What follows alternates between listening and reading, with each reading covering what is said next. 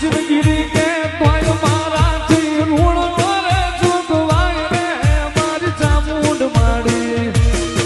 ચોટીલા વાળી વખતે ને વારે વેલી તું આવજે